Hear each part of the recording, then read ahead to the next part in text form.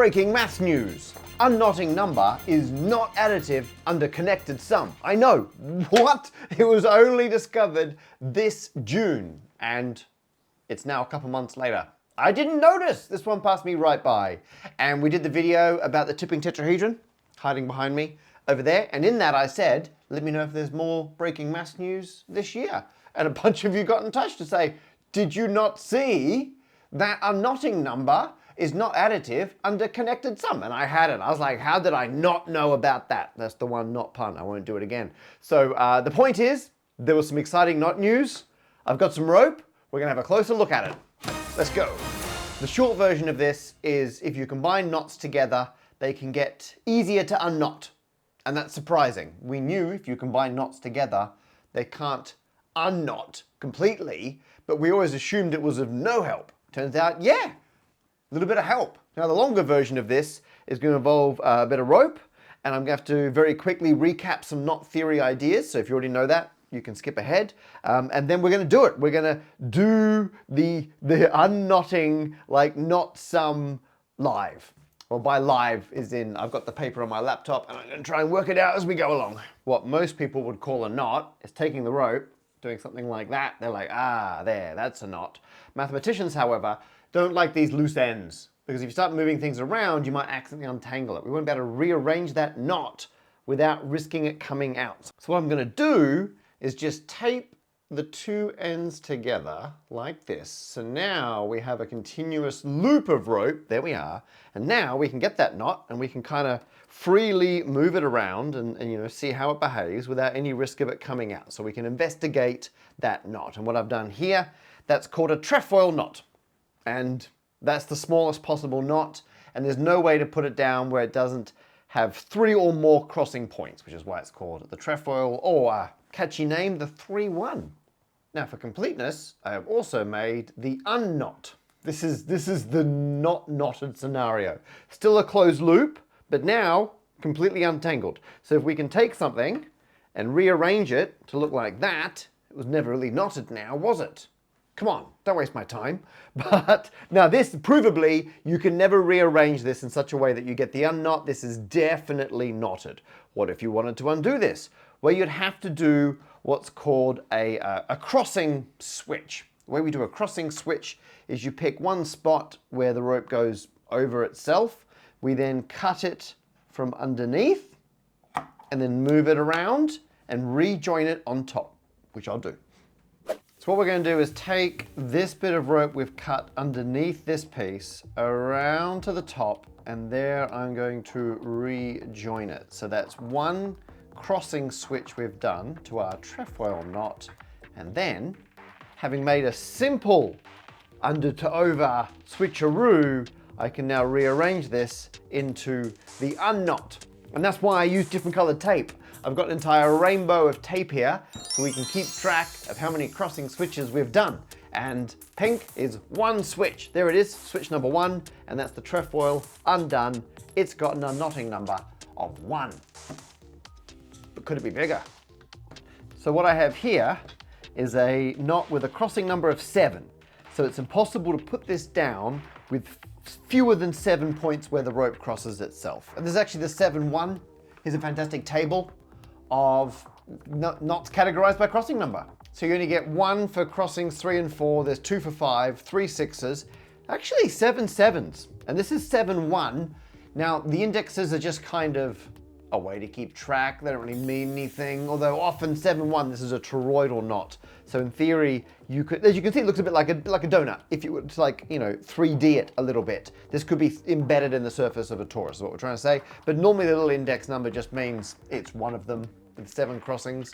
By the time you get to 10 crossings, there are 165 unique prime, we'll get to that in a moment, knots. And once you're at 16 crossing points, there's over 1 million. Like, the combinations explode real fast. But for now, we're gonna keep it easy. This is one of the, like, easiest, most simple knots out there, the 7-1. We're gonna see how many crossing switches it takes to get back to the unknot.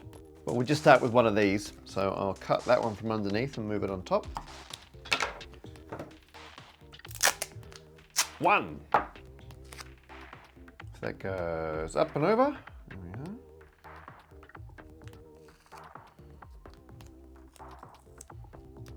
Okay, is that unknotted?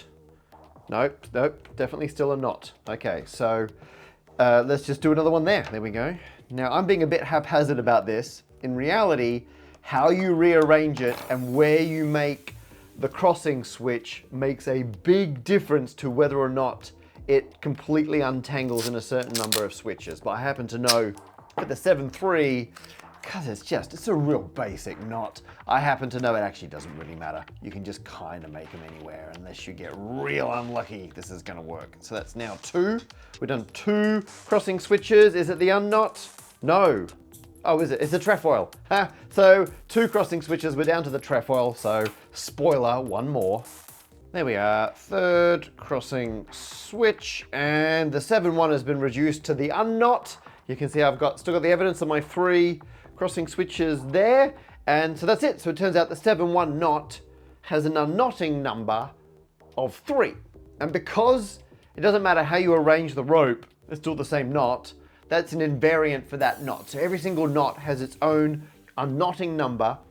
Famously difficult to work out though. So if you haven't got a real basic knot like the 7-1, so I put this 10 crossing knot in my book that I wrote over 10 years ago, and I challenged people, could they find a way to unknot it in 2 crossings? Because no one knows. We've got a way for 3, no one knew if it was possible with 2, or no one could disprove it. And I put it in the book, I said, everyone try. 10 years later, we still don't know. Unknotting numbers, while as you can imagine, very important when it comes to understanding and undoing knots. As humans, we have not got a good handle on them yet. So that's unknotting number. Next, we need to understand what a connected sum is, and then we can get to the breaking news. So a connected sum is just when you sum knots by connecting them. So we'll do that. Actually, you know what? I'll bring back up, I've got the table here. Camera person Alex, do you want to pick 2 knots that you like the look of? Look at there's your options. 6-2. 6-2. And 5-2. 6-2 and 5-2. So 6-2, that's one of the ones that starts with a loop like this, and then that crosses over there. They both fold back on themselves, so that one goes under there, that one goes over there. Then they cross, and then they join up on the other side of this. Okay, so let me join that together. Okay, there we have a perfectly serviceable 6-2. Look at that. Oh, I can see why you picked that one. That's lovely. And then over here will give us a 5-2. Oh, 5-2. Okay, so I said the indexes don't really mean anything, but they often are categorized by types. So the 5-2 is going to be a very similar arrangement, where it's like a loop and then a twiddly bit, not technical name, in the middle. Now, what are we going to do here? That goes. I need more. That's going to go up like that. This one crosses it in, goes under, crosses it again, goes under, and then they join over there. Okay. That can never have fewer than 6 crossings. That can't have fewer than 5. Now these are prime knots. And by a prime knot, what I mean is it's impossible to take, let's say, the 6-2 and rearrange it into 2 sections. So there's 2 sections where they're both knots. So I've rearranged it so there's just 2 in the middle, but this side's the unknot. You're like, okay, let's just move some knot over to that side. Oh, it's all come over with it. Huh. It's actually impossible. You could never find like a pinch point where, no, it's got to be like 2 totally separate knots. It's impossible to do that. That's why we call it a prime knot. But knots don't multiply as such, they add. So what we can do is we could add these 2 prime knots together and get a non-prime knot. Let me do that. So now by definition, this is not a prime knot, and we've done that deliberately because you can imagine I can pinch it there and there's a valid knot on both sides. So I could split this back into its 2 prime factors, prime knot factors, and so we only really keep track of prime knots, but you can add knots together. So every very complicated knot, and like numbers, it's unique. There's a unique prime knot decomposition for any complicated knot. So take some crazy knot, split it into its prime knots, and much like regular numbers, we hope that by looking at how the primes behave, we can understand the whole. Although knot theory just trails number theory by a couple millennia. But you know, we're trying. That's why we got breaking news. One other interesting point is, There's no such thing as a knot inverse. So you can get mirror image knots. I said the trefoil is the only prime 3-crossing knot. That's true. Technically, it's got a mirror image. And now some knots can be rearranged into their own mirror image, but let's not worry about that. The point is, we discount reflections. So you've got knots, and most of the time you've got their mirror image. They cannot cancel out. You can never add 2 knots and end up with the unknot. But it turns out you can get closer. Didn't see it coming. Right, so what happens to the unknotting numbers when you start adding knots together? So we knew when we were to sum these 2 knots, we weren't going to end up in the unknot. We also know we're not going to end up, like the combined knot can't have a greater unknotting number than the unknotting number of this knot plus the unknotting number of that knot. Because we can arrange it back to be their original knots, and we can just unknot this one and then unknot that one by doing the required number of crossing switches, and then we're done. But because you can't undo knots by adding them, this is how I understood it, to be honest. I was like, well, it'd be very unlikely that by adding them, it would reduce the unknotting number. And that was the conjecture. The conjecture in knot theory was, if you add them together, the combined unknotting number is equal to just adding the 2 separate ones. You don't get anything for free. It doesn't magically go down. Guess what? It magically goes down. That explains the title of the paper. Unknotting number, we know what that is not additive under connected sum. This is a connected sum, and that's not what we expected. It's so rare when you got a big famous conjecture that it turns out is not true. And it wasn't true. And we only realized this June. That's incredible. I'm so excited. But even better, this is what really blew my mind. I figured a counterexample like this, something this revolutionary, would be some crazy, exotic, wild knot. It turns out, no. It's 7-1. 7-1 is the exception to the conjecture. That's so good. Let me show you. 1, 2, 3, 4, 5, 6, 7. Okay, there's another 7-1, and now I have to make its mirror image. Okay, so now I've made 2 7-1s, but if I'm not mistaken, they are mirror images of each other. So there's the 7-1 like I made before, and there is its mirror image, and this is a chiral knot. It's not achiral. I can't rearrange one into its mirror image, which you can with some knots, which I find fascinating, but that's not what we're doing today. What we're doing today is making the connected sum. So we already know the unknotting number of this knot by itself is 3, and the mirror image, identical. Its unknotting number is 3. So when I merge them together, its unknotting number, well, we thought it was going to be 6. Everyone's like, well, it's got to be. You add 3, you get 6. It turns out 3 plus 3 equals 5. So let me merge them together first. Okay, they merge together, and fun side fact, connected knots, doesn't matter where you do that. Because, I mean, if you want to think about it, this is a whole side thing. You could shrink this one all the way down and then like move it around to the other one and out somewhere else. So actually, all the different places you can possibly connect them are all equivalent. So anyway, the point is, I've now got 7-1 plus its mirror image. And it should be 6 crossing points. We're going to see if we can do it in 5. This is why I have 6 colors in my rainbow here. We're going to work our way down. 1, 2, 3, 4, 5. In theory, when we get to orange, should be the unknot. Red, that's danger. It's all gone horribly wrong. Now, in the paper, they go through, and because this has to be written down in a very mathsy way, and oh my goodness, the opening sentence in this paper, that is like it's a fantastic example of saying an obvious sentence the mathsiest way possible. But you've got to be rigorous in maths. And what Mark and Susan have done is go through, and then down here you can see step by step, once they get past the blah, blah, blah, they show step by step how to rearrange the knot and then where to do the uncrossings. And because it's all written down, they've got to be it's so thorough. It's like you got to move this bit here and then that bit there and this bit over here. Because unlike connected sums, where you do crossing points does make a big difference. And to find the lowest possible number of crossing points, you've got to arrange it one special way, do it, rearrange it a different way, do another one. And actually this goes through 3 different arrangements before we're undone. We'll start from the beginning. Look like the first diagram. Wish me luck. Okay, so that comes up here. That comes around the outside. Okay, here we go.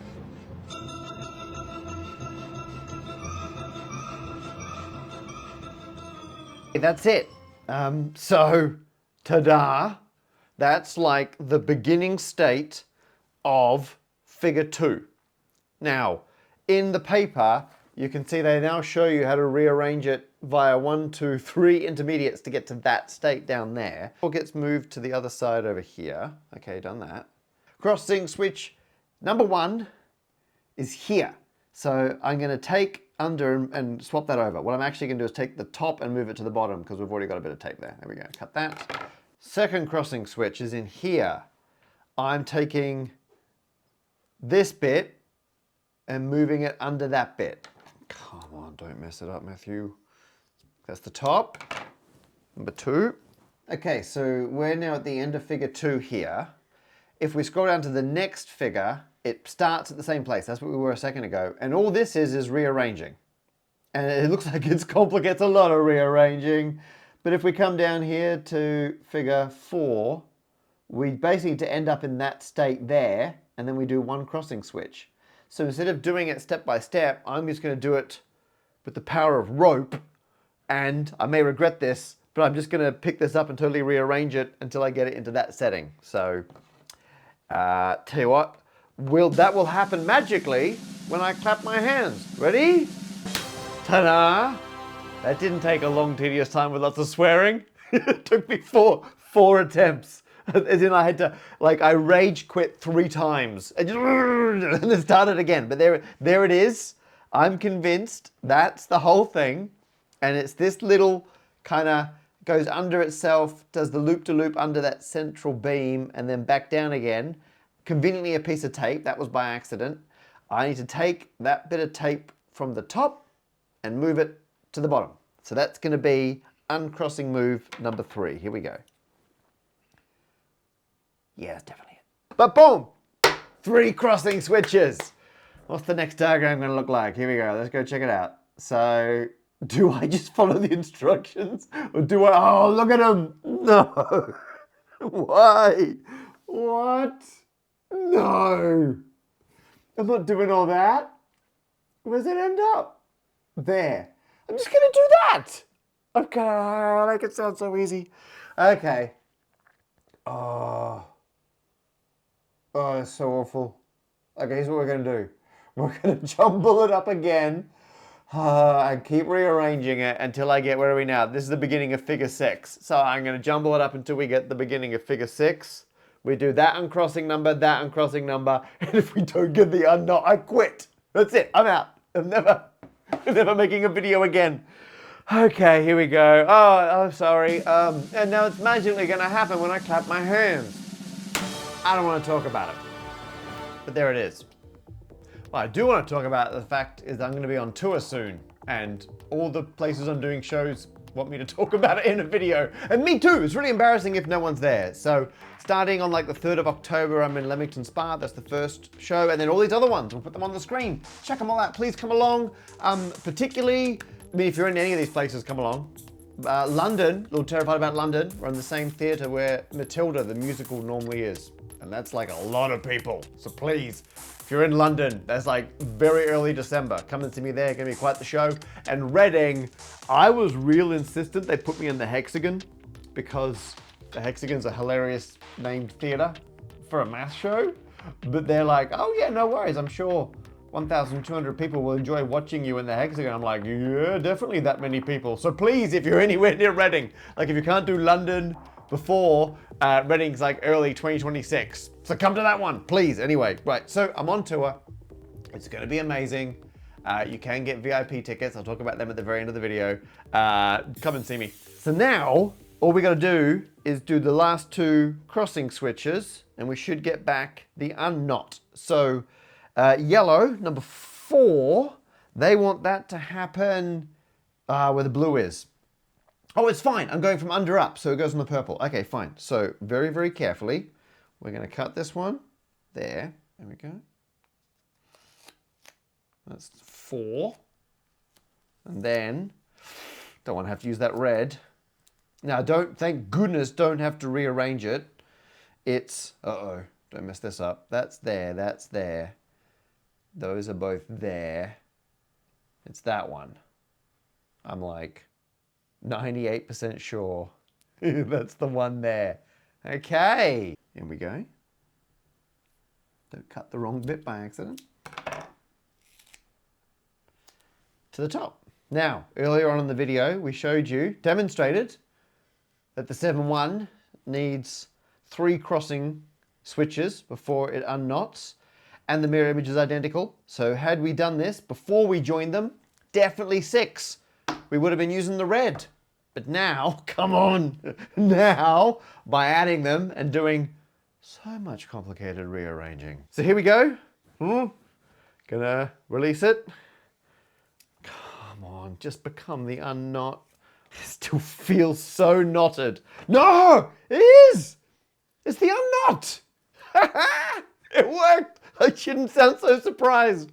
I don't want to talk about it. Ta-da! I'm smiling as much as this rope looks like a smile. So given what a journey that was for me, you're lucky you didn't see the bulk of that. The question now is, how on earth did Mark and Susan find this? Well, I asked them. We're interested in this, in how to compute the unknotting number. And we're looking at conjectures that are people have developed that would give you some hope of getting some traction on how to compute them. One is the additivity conjecture that we're talking about today, but another is something called the mutation conjecture. So what we ended up deciding that would give us traction was to try to, instead of proving the mutation conjecture wasn't true, just to find an example which would show one of the 2 remaining conjectures wasn't true. We weren't necessarily going to know which one. And how did you find out that you'd found a counterexample?